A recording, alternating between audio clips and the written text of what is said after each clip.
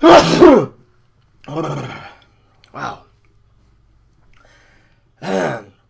Hey everybody, this is Beer Time with Ted.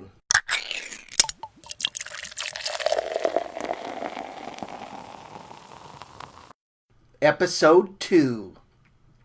So I went to the local mini mart and I was looking for a real brewski.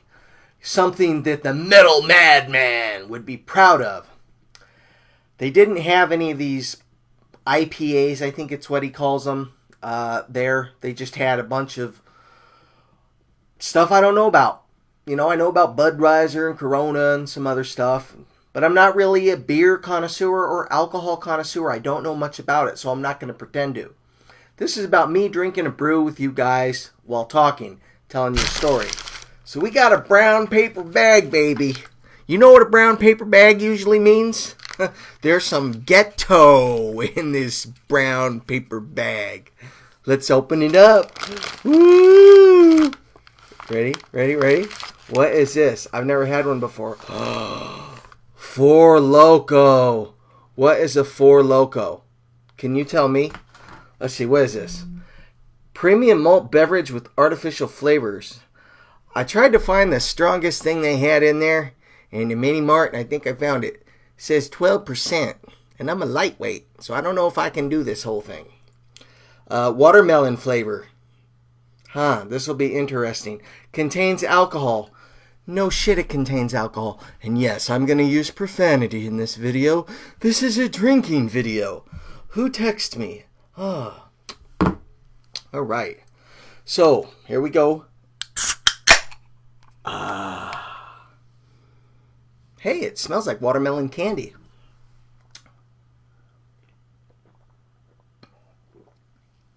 Ew. Yucky. This is going to be an interesting video, folks. I'm going to put this down. So, God, that's big. How big is that? 24 ounces? 32? 23.5. That's a lot of alcohol. Alright, so today I'm going to talk to you guys about Idaho, me living in Idaho, and some of the interesting things that I saw and was part of. So when I moved to Idaho, I had a little bit of money. It was 2001, July 2001, when I moved to Idaho, Lewiston. And Lewiston is a border town. Idaho, Lewiston, Idaho, and then you have Clarkston, Washington, which they call Crackston because of all the welfare and drug addicts and stuff there. It's not all drug addicts and welfare, but there's quite a bit of it, much more so than Idaho. So when I moved there, it was because of what happened with my folks. I was a little depressed, and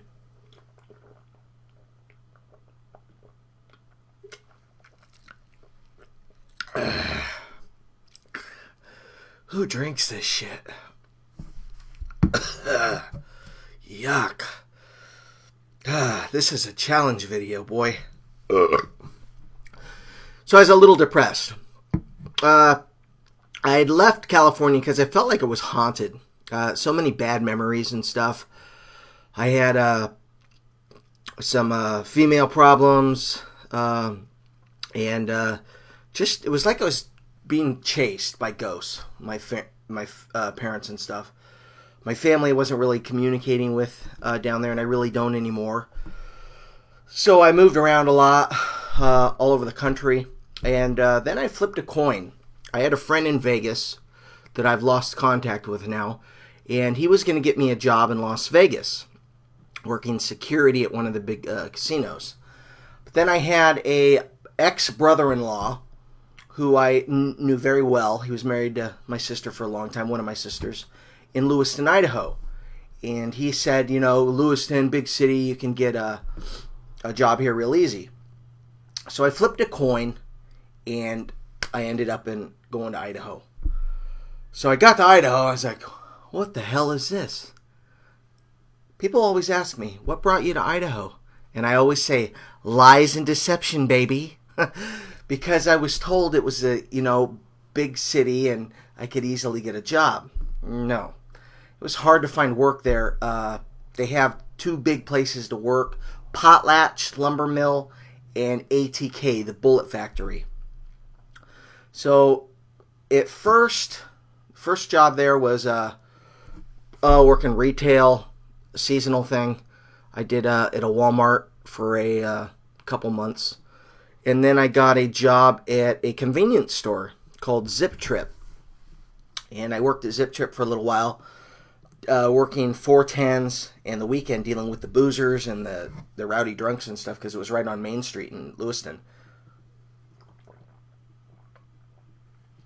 And I had a bad reputation there. I didn't put up with drunks. I had even pulled a box cutter on a drunk before. Can't remember the guy's name, but big dude, 6'7", drunk, crazy. He's like, gets in my face. What the fuck are you gonna do if I walk out here with this beer? I said, you ain't walking out the door with the beer. So I hit the little switch. They had magnetic locks on the door. And he said, what if I beat the shit out of you? And I said, well, first you'll have to get this box cutter out of my hand. And then he was cool. So I ended up calling the cops on him a couple times, but he ended up being a pretty cool dude. Beat the crap out of somebody one day out in the parking lot that was giving me a hard time. Didn't even ask him to. He was just crazy. I watched him get tased by cops and everything. But so after Zip Trip, I was offered a job by my landlord. You'd seen him in one of my videos, The Old Man versus the Moruga. That was Wayne. So I rented from Wayne since the day I got there. He's what you'd call a slumlord. Wayne's apartments were not the nicest apartments. Trust me, I would not be making YouTube videos in those apartments at all. We're talking the carpets. And I'm not giving the guy, a lot of crap, because I understand what he's doing. He's trying to save a buck. But come on, man. Getting carpet from hotels?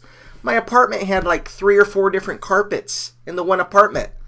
All different colors. Shit, one of them in the bedroom was shag. Really? So I took his offer to drive taxi for him, and I drove taxi for several years, and I did pretty good at it. There wasn't a lot of competition in the town, and there was dead time too, but I ended up doing okay. So we were doing that for a while, and he ended up going under some problems with the state, some regulations, and some huge fines shut down the taxi company. So I ended up going to work for another company called QD Services as a medical courier, and I really enjoyed that one. That was good times. That's actually how I met my wife. So I drove a courier service. All the different hospitals like Red Cross, Inland Northwest Blood Center, Pathology Associate Medical Laboratories. I was trained in histology and cytology. I would transport anything medical for a hospital for like a crisis. Red Cross needs blood from another Red Cross or something. I would be the guy to go get it. And it paid pretty good for what I did. Let's see, that was 5 days a week. But I ended up getting in a bad motorcycle accident. I got hit by a chip truck. If you don't know what a chip truck is, loggers, when they cut down trees or scrap trees or bark and stuff, and they put them in these chipper machines and they have all this wood chip. Well, they have these trucks. They weigh about, I think, 130,000 pounds, I want to say. I could be off on that. I'm not an expert, but they're a big truck. So I was driving in Lewiston by this place called Larry's Food and Deli, going towards Potlatch Mill, and I'm in the right lane, and it's 35 miles an hour.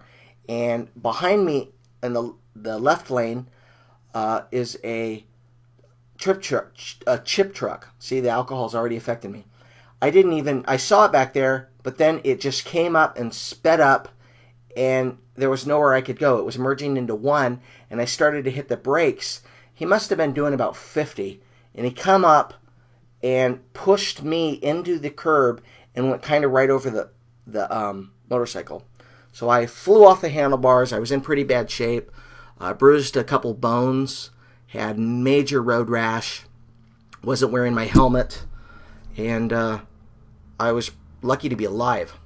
Well, the driver, I saw him as I was flying in the air, look in the mirror, and he saw me, had an expression, and just took off. He didn't stop. So I got up, and I was like covered in blood. And there's a truck, and I'm like, dude, go after him. Go. And he's like this. So I got back on the motorcycle, and it worked. And I rode it, chased him down into the mill, past the armed security guards and everything. I get up to the guy, I'm in his face, covered in blood. He's denying the whole thing. Ended up, Lewiston Police Department came, Nez Perce County Sheriffs, and State Police, because I went from the city to the county, and it was a commercial vehicle, so all parties had to be involved. Funny thing is, I didn't even have a motorcycle driver's license, and I didn't get cited. They didn't even care. They were originally saying it was my fault because I didn't have a witness. They were taking the word of the truck driver and not me. And I was worried about that because now I have all these medical bills. I can't work. I'm getting bad infection. What am I going to do? So I'm fighting with them, and they say, well, there's no witnesses. The man in the truck called the police department and talked to one of the detectives. Thank God he did that.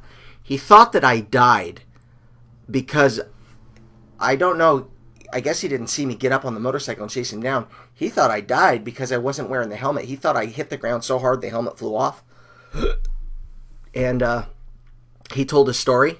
Said the guy was doing he said, I think 60 miles an hour in a 35, cut into me, went right over the motorcycle, and I flew through the air.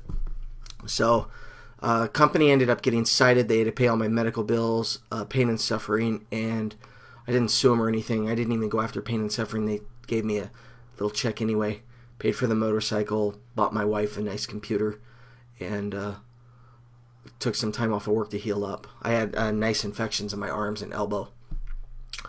But, yeah, it was the guy's first day on the job.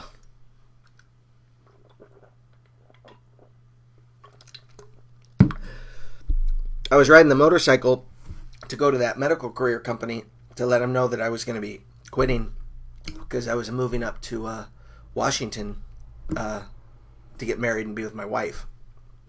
So as soon as I healed up, I ended up leaving that job. All right, next, after that, I was living in Washington, and this is primarily about Idaho. So we'll tell you about living in that apartment complex. 7th Avenue, Lewiston, Idaho. The stories I can tell you about that place. I got a sliver in my hand. So lots of drugs. There was a couple that lived in the apartment complex. It was a fourplex that I rented from Wayne. And it was John and Dora Birch. Dora Birch, crazy, paranoid, schizophrenic chick. Big meth addict. They were into orgies and stuff. Anyway, some of the stuff I saw, man, I had a good buddy next door, and he lived above him, and the walls, the ceilings, everything were paper thin. And I shit you not, this is what Danny goes, you got to come over here, man. Listen what I got to put up with. Because I'd always yell at Danny because he would turn his Western music up really loud, and I don't like Western. I don't want to hear that when I'm trying to play video games. Yeah, I was born in a trailer and I got a dog that died. Do. I don't like country. So it's depressing to me. I'm getting buzzed. So I go over there and this is what here. You can't make this up.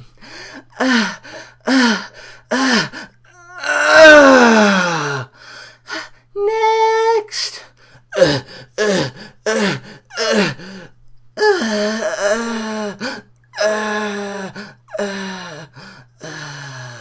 Yeah. Next. Hey, get in here, man. Both of you. So they'd have these big meth sex parties. And the stuff that I saw. They one time invited me in. There's no way I'm going in there. No way. I'm not into that. You know, this is like I should write a book, people have told me. The stories I can tell you about John and Dora. I don't have enough time to go in all of it, but I'll tell you a little bit of it right now.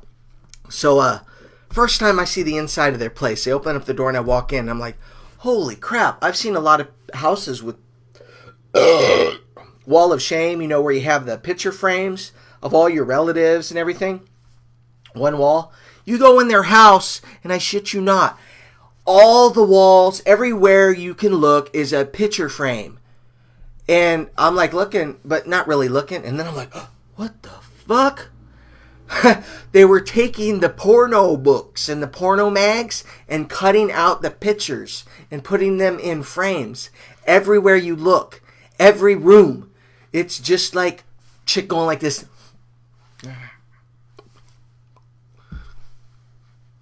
I'm not kidding you. So I'm like, whoa, what the hell is going on? So I'm asking. He goes, yeah. I'm like, where do you get all the frames? So they dig through like garbage or go to behind stores and see if there's picture frames. If they're ever at the dollar store, they'll buy a whole bunch of them. If friends will give them picture frames. And they just put in the dirty pictures. I'd never seen anything like it in my life. I was pretty weirded out by that. So I'll tell you the story of when I saw Dora's hemorrhoids. Now you're like, what do you mean, Ted? You saw her hemorrhoids. What the hell's going on? 1 second. Let me drink some of this nasty battery acid. The more you drink, the worse it tastes. I think I'm going to puke.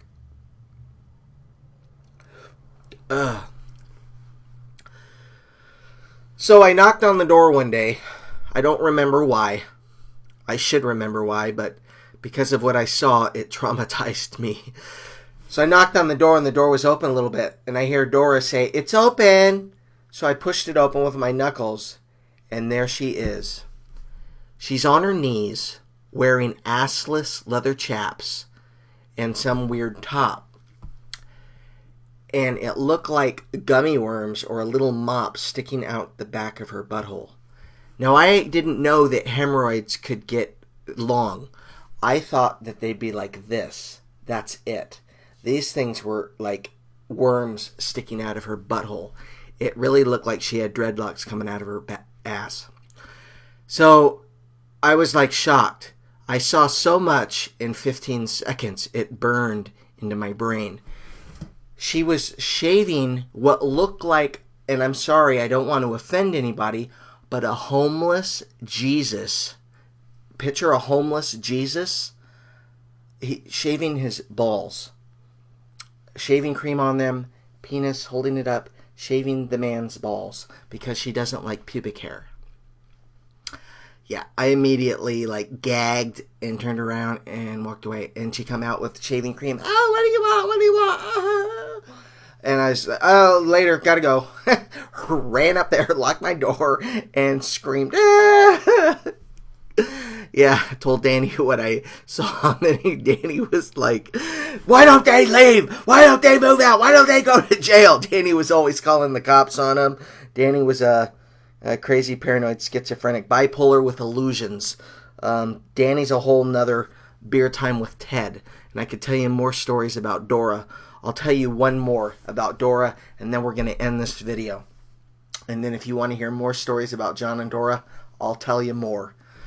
About stabbings, how she stabbed somebody with a stiletto dagger in the chest, how she cut off a man's penis, how she has 60 different voices. I can tell you a lot. So I buy a brand new vacuum. Don't remember what brand, but I know it was brand new. I had not even used it. She was always coming up asking to use things, and I always said no. The vacuum, she would not let it go. I need a vacuum, I need a vacuum, I need a vacuum, I need a vacuum. So finally I said, okay, I thought best case scenario, I'm going to have to strip it down, wash it, bleach it, whatever. Let him use it. So I let him use the vacuum. And a week later, I haven't got the vacuum back. And I thought maybe they pawned it because they do those things. So I go knock on the door, and I stopped going in their house. I didn't want to go in their house ever again after some of the things I saw. So doors open, asking for it. Oh, yeah. And she's like itching. Oh, God, thank you so much. Oh, we've got mites. Oh, our house is infested with mites and fleas. Thank you for letting us use it. Dora, shut up, you bitch. You don't... Shut up. People don't need to know that. Everybody has mites. Everybody has fleas. That's what John was saying. I'm like, oh, you keep it. Hey, that's why I came down here. To tell you guys can have the vacuum. It's yours. My gift to you. You can have it. Fuck that. I don't want that vacuum cleaner. I ain't even gonna walk in front of their door no more. Those people, yuck. They got fleas? What type of people have fleas? Really? So, yeah, oh, and they did have a little dog that kind of looked like Benji. I could tell you stories about that, too, how they would clip the nails on the dog past the quick all the way up, and how the dog would be bleeding from all the paws, just walking around, just, sick. Shooting up syringes out of garbage cans. I mean, I saw it all, and I've got so many more stories if you guys want to hear them. So... that's Beer Time with Ted. I guess I have to pound this down for you guys. I'll probably puke after I turn the camera off because I'm such a lightweight and I already got a good buzz going. So, as my man, yeah, whatever. Here we go.